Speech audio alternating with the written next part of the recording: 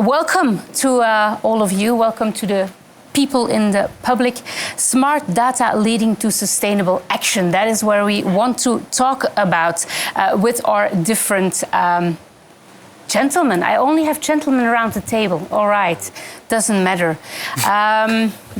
Sorry, you will have to bring balance too. I will balance indeed. Let's maybe quickly see who is who. Ian Bruinings, lead product architect at Ferranti platform. Yes. Welcome. Thank you. Alex Bongers, solution director at Ferranti. So we have Ferranti on this side. Good. It feels like a... It feels like, indeed, the battle. On the other side, Sander Driessen, innovation director at Scholt. Welcome. Right. Jeroen Scheer from Nijenrode Business University, and Floor de Grote, the CEO and founder at PowerNout. Okay, Ferranti, we know. I don't give you more time to explain who you are, but let's maybe understand who are the gentlemen on the other side of the table. So very quickly, very briefly, 30 seconds, tell me what your company is doing and what your role is in the company. Let me start with you. Thank you. Yeah, my name is Sander Driessen, working at Scholt Energy. Scholt Energy is an energy supplier in the Dutch, Belgium, Germany and Austrian market. We supply energy to B2B end consumers. Okay. And my role in there is working for 23 years from innovation. I started from operations to innovations, knowing the company, knowing the market. So yeah, like to bring new opportunities. Okay, very clear. Jeroen? Jeroen Scheer, lecturer and program developer in energy transition and digitization at Nijenrode University. That's one hat, that's the hat I wear now.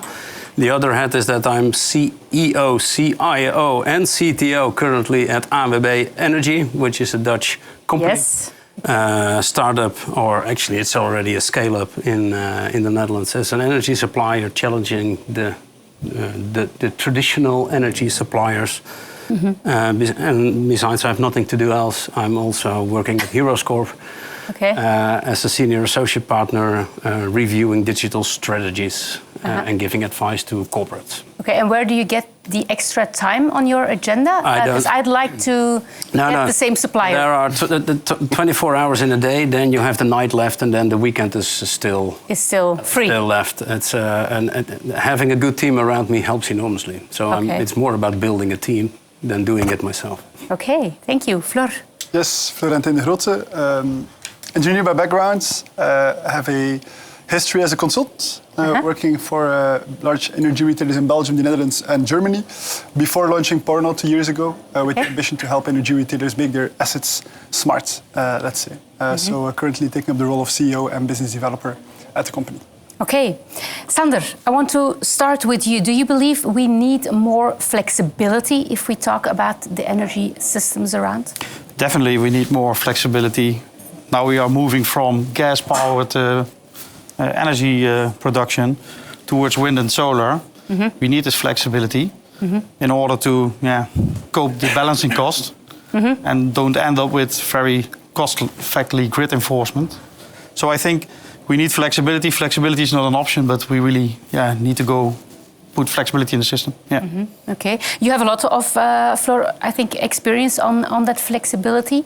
What is your thoughts and the things you can share with us from the experience you already have with flexibility? Yeah, I've also shared it in the presentation earlier on top. What we're seeing is that the imbalance costs that we have just been talking about have been rising tremendously in the past 5 to 10 years. This is, let's say, the result of the fact that there are lots of unmanaged smart devices coming to our grids, batteries, PV installations, but also off-takers such as heat pumps and electrical vehicles. And as a result, we're not really managing nicely as a society to match supply and demand at all times. And let's say the need for flexibility stems from just the sheer ability to be able to match that supply and this demand better, not within your own organization only, but also be able to trade away energy and flexibility to other parties that need it most at a given point in time. So I wholeheartedly agree that we need more flexibility onto our grids in order to reduce also the need to, let's say, build extra or use extra copper to broaden and increase our grid infrastructure. So flexibility is also a way to reduce capex investments as a society in grid infrastructure. So, Jeroen, we need to shift in a way, but we still keep seeing that we trust proven models from the past. Why are we so afraid to make that shift, even though the world is shifting? Well, actually, we thought a lot about that, and that's across the world. So it's not only in Belgium or the Netherlands; it is across the world, and it has mainly to do with how the boards of energy companies work. And who are sitting in them, and they influence the policymakers. These people are all raised for 25 years, like me, in energy companies with the current business model, and they want to protect that as much as possible on the supply side of the house. If you go to a grid company, and I've been in the board of a grid company for 7 years, the answer is we do not take risk. It's working. So why do we need to invest? Already in 2011, we knew the big grid congestions, exactly where it was. And still, we are now 2025. We still try to resolve it. And we predicted it on data exactly correct in the Netherlands. Okay. So 15 years later, due to the risk averseness, nothing happened. Is it then a problem with the leadership? Oh, absolutely. What can we do about it? Shift leaders. Easy? Yeah, it's as easy as that. Only they don't move over, of course. Of course. You need stupid people like me who really challenge status quo based on data. But it starts basically every change starts at the top, not from the bottom. So the majority of the customers, if they really want to shift, then the leaders need to adapt. And if leaders don't adapt, there is only one solution. They have to go. Yeah, otherwise you're Kodak. No, very, very clear. I can only agree with you, which is a good thing so far. Ian, it's a lot about data. We've heard it this morning. Data is everywhere. The most important thing is, of course, how are we going to manage the data, integrate the data, then use it and treat it, because it's a vast amount of data. How can we do that and take up that challenge to be helpful for this whole industry? Yeah, there are a lot of aspects on data, and all of those aspects, if you ask us, cloud is the answer. And one aspect is security, which is becoming more and more important because all the digital threats that are there these days, and cloud is an answer to that question, because the people that invented the software and the hardware where your data runs on, they also operate that, so that's a win. And then the other part of the most important thing with data is you need to store it. So that's the first step. That's also the easiest step. But as you said, it's a vast amount of data. So the scalability and as was said before, the upfront investment that was a challenge before. Cloud is an answer to that as well, because you can pay as you grow. You can start small, grow. The more you know, the more data you want to store, and pay accordingly. And then the other thing is interoperability with other data sources and bringing it all together. If all that data lives in the cloud, then you can combine it easier and get the answers on the questions you probably don't have yet, but we'll have in the future. Somewhere in the data, there's answers to future questions. Okay, Alex. So, indeed, very importantly is how are we going to store all the data that we have around? But then, okay, how do we get the value out of that data that we have? I can imagine that choosing the right platform is something important there. How can we make the best decision if we are very ambitious to make sure that we have the right cloud and the right platforms around? Yeah, but I think the value, and it's funny because I'm going to relate to Jeroen what he said. If the board members still prefer to invest in copper instead of invest in a platform to generate that flexibility, I think the three gentlemen across the table all are a big fan of flexibility, just because we all think around this table that it's the solution for an issue that currently takes place. Grid congestion is happening. They knew it up front. They didn't really act on it. The right platform, making that available, actually resolves a lot of that. And I think the investments in the right platform are far less than actually putting extra copper, creating new lines, creating new investments there with a lot of manual labor, digging open streets, etc. The value actually sits in the integration of platforms, making all the data interconnected, being able to offer the flexibility to integrate with what PowerNout is doing, to integrate the solution that Sander presented. I think that's where the value sits, and it's far more valuable and sustainable, which was the topic of the table, to invest in that than just to try to strengthen the grid. I have a feeling it's a little bit a lack of understanding of maybe people in that C-suite. Maybe I'm wrong. Sander, how can we then make sure that we make the energy transition work in a way? We can say, okay, there's wrong people on top, we need the right platforms, but how can we make it work? How we can make it work, I think when grid fails, flexibility is the solution. But to get the flexibility, we need the data, we need it seamlessly connected to the assets, to the platforms, to the markets. So all this needs to be seamlessly integrated so it works, so that we can efficiently use the grid as it is now to still get our goals to the energy transition. So we want more, but the grid fails, so flexibility, I think, is the solution. So it's good that it fails. So we at least understand that it fails and that we have to do something about it. We have an incentive, Okay. And what can we then learn from the Netherlands? Both gentlemen, you are. I think, first of all, the GoPax platform, to actually use a platform's name in the mouth.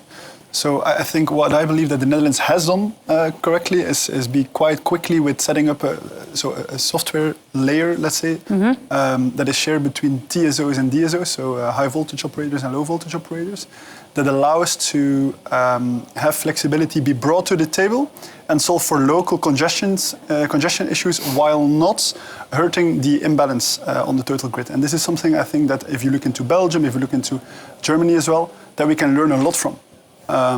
We have good relationships with Fluvius, and they're also struggling with the concept of, let's say, activating flexibility for your own purpose without hurting somebody else. Yeah, exactly. Someone else. But to answer that also a little bit, we face the grid congestion in the Netherlands.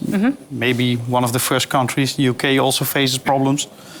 But what we learn is that grid enforcement takes a long time. It takes 7 to 10 years. Okay. But to build a solar plant is 1 year. To build a wind farm is a few years. So if we don't fix that grid enforcement, we need to find other solutions.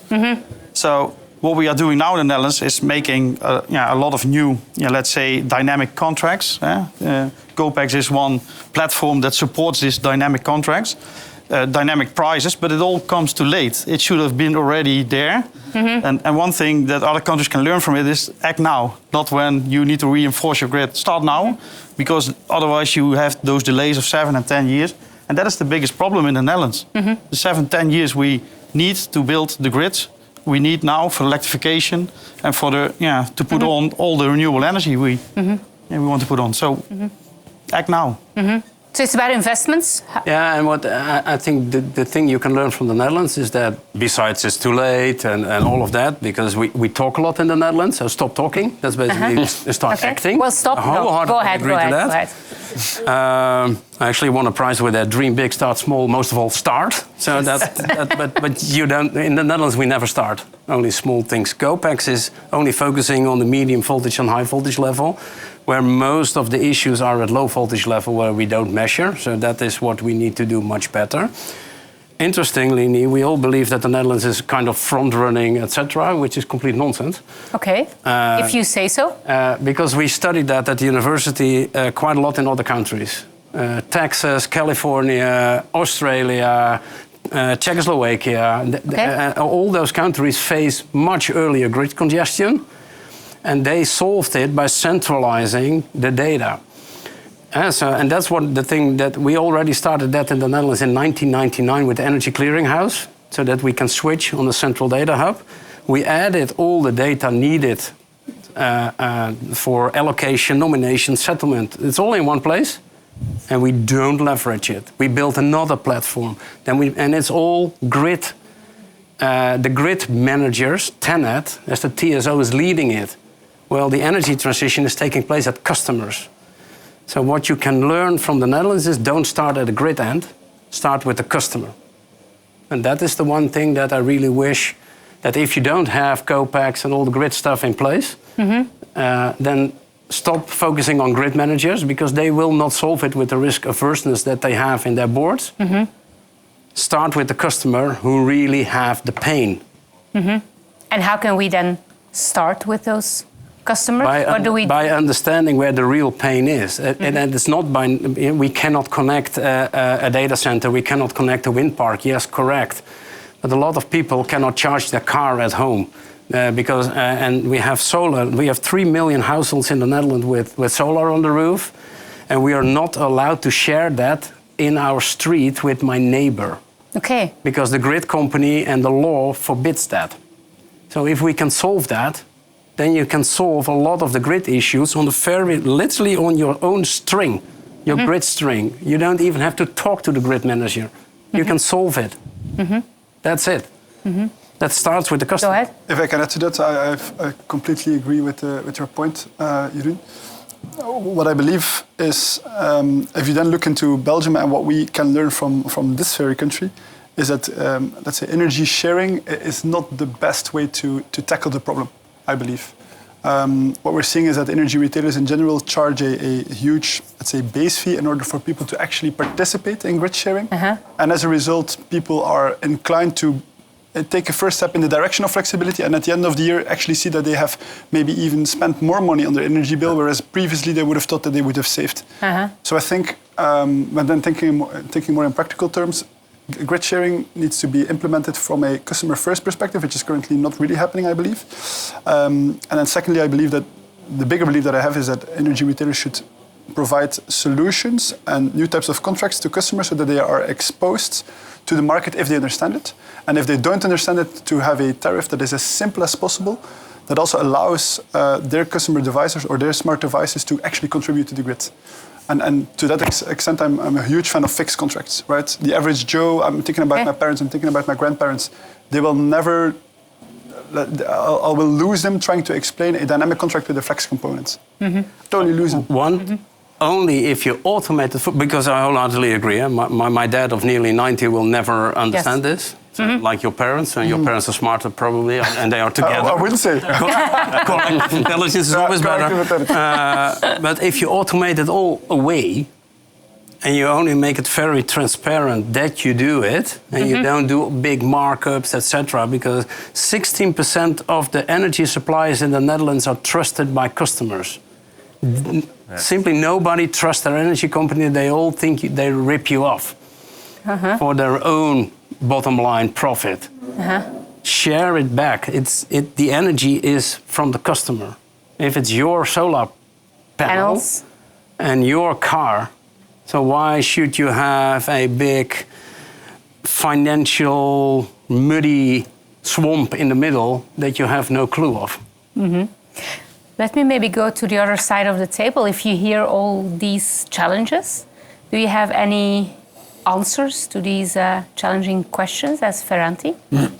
Well, I think the data, as I said, the first thing that we need to do is store the data and store the data in the cloud to have all the answers I mentioned earlier. And that's exactly what we're doing with Meterverse. Is a big investment that we have done and are still doing, and that's essentially bringing our old, good old technology stack that was on-prem and bring all that technology and functionality into the cloud. And into the cloud as a standalone component, so we don't need to link it to a CIS system for suppliers, but open up the possibilities to also flexibility, but a different kind of flexibility, so we can position that solution in more problem situations. And the fact that bringing that good old technology and functionality to the cloud enables storing the data in a secure and scalable manner, but also opens up that interlinking of different data sources using rather new technologies such as lakes and data lakes and lake houses, which combine storage of vast amount of data, but also bring lots of compute and scalable compute to actually do something with that data. Mm-hmm. Do you agree, Sander? Can we and should we decrease the cost of the energy storage? Cost of energy storage is already declining, so I think that's already happening. But what is happening is that we should make markets work, that we have transparent pricing, etc., so that batteries can also benefit from the flexibility. So dynamic tariffs, I think that's in Belgium something me as a Dutch is jealous about, is dynamic pricing of customers. We have this standard tariff for consumers, which is the same as my 90-year-old, we come to the old people again, 90-year-old neighbor. Yeah, she heats her home with a gas boiler, has an electric car. Me, I have solar panels, I have an electric car. I have a lot more electricity, but we still pay the same. That's strange. That's very strange. So we need to make these markets, this pricing available so that flexibility works. So storage is already declining, but the business case of storage needs to be strong, valid, so that people invest in it, and also durable investment, so for the long term. And for how can we then indeed share the profit with the customers? I think we've been touching shortly and briefly on a few possibilities. Yeah.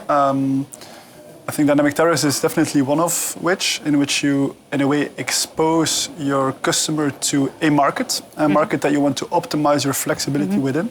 So the day-ahead market, I think, is the most well-known example. But there are also other ways. An energy retailer sometimes does not upfront know the value of flexibility. Think about intraday, think about imbalance, for example, and then it's a little bit more tricky.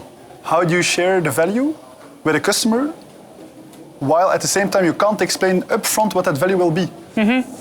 And this is, I think, one of the main struggles that the energy sector currently faces and will face towards the future, because people won't step into something that they don't understand sufficiently. I'm not saying completely, but sufficiently.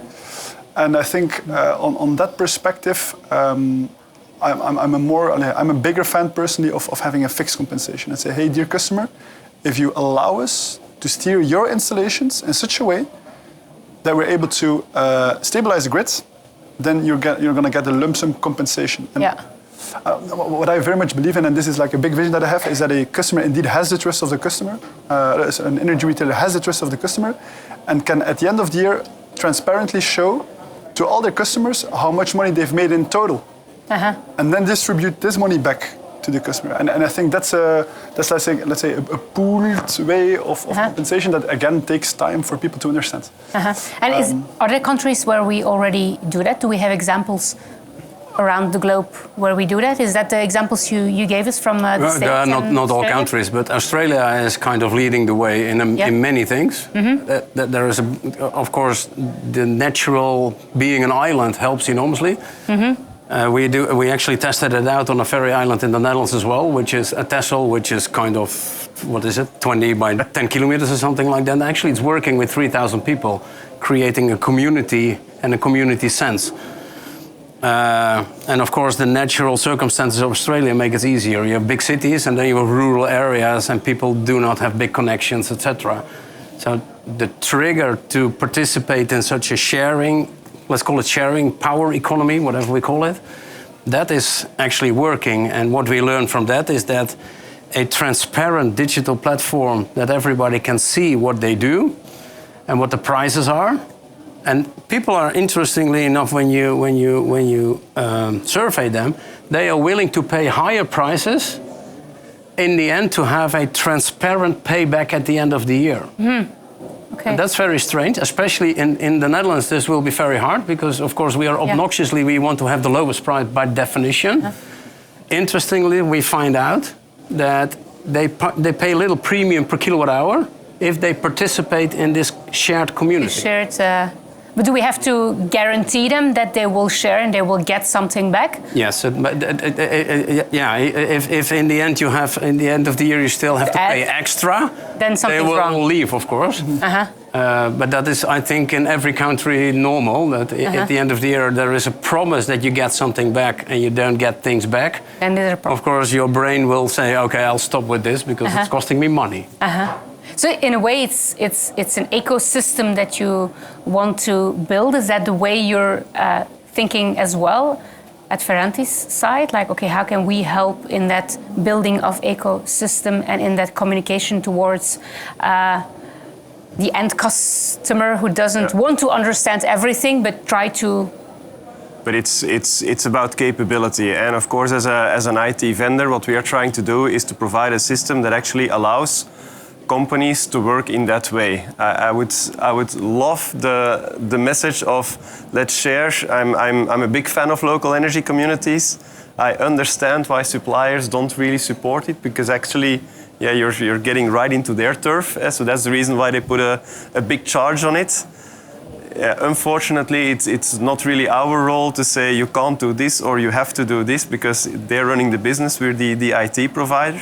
I think from our end what is important is that we make software available that is capable of following those new things, that is capable of actually addressing local energy communities, because in Belgium it exists.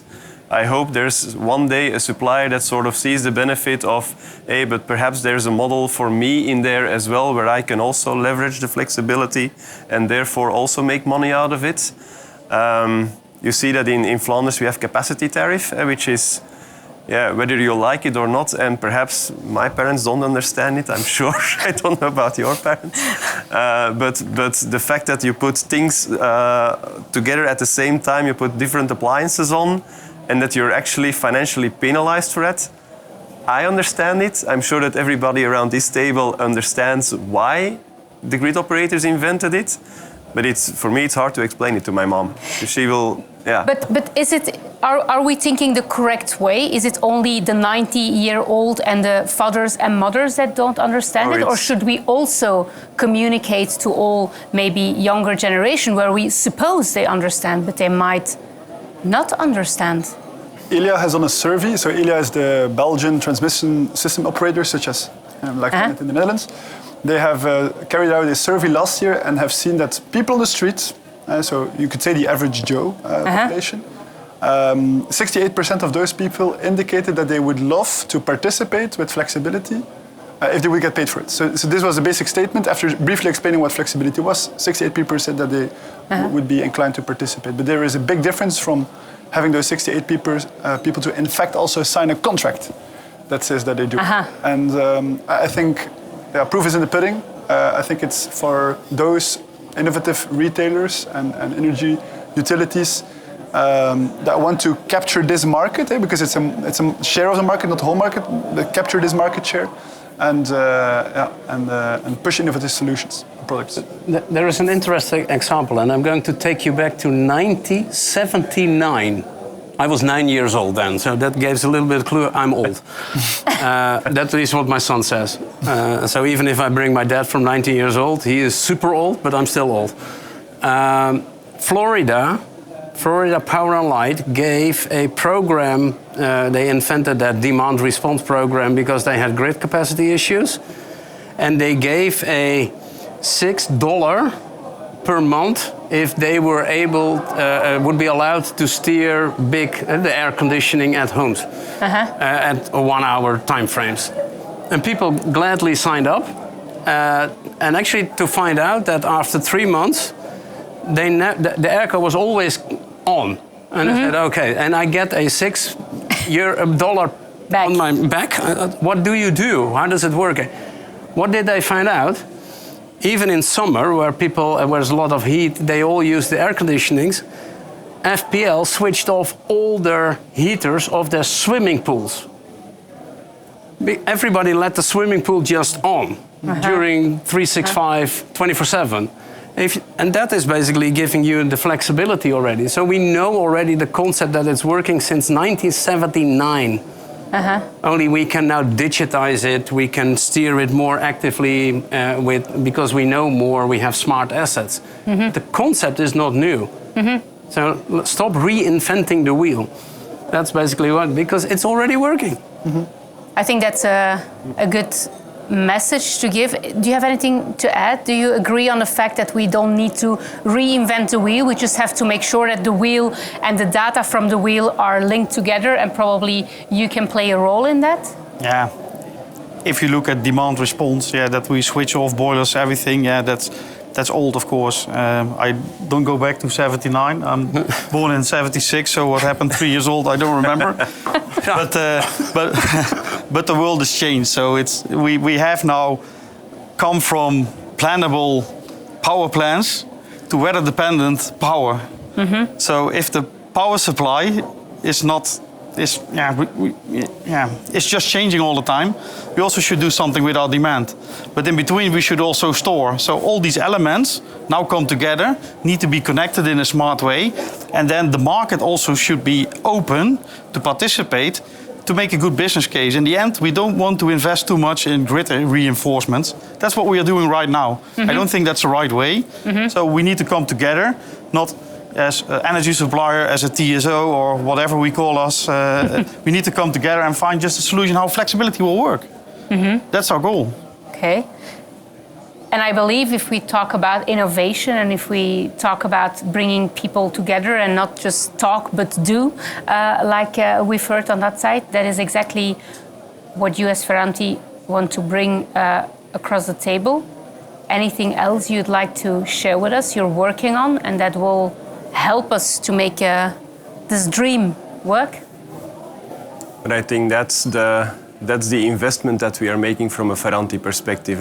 Like Ian said, we are investing a lot in Meterverse, we are investing a lot in Flow Logic, a lot in Azure-based solutions, cloud-based solutions, just to make that happen. And that's also that's where we see the world is going. That's where we see what people from the business actually say they need. It's about connecting the data, making it available to other systems, making sure that other people can tap into it, that we have smart assets that can actually provide data, return data, and the ability to be steered. So that's also from Ferranti where we put a lot of our investment in.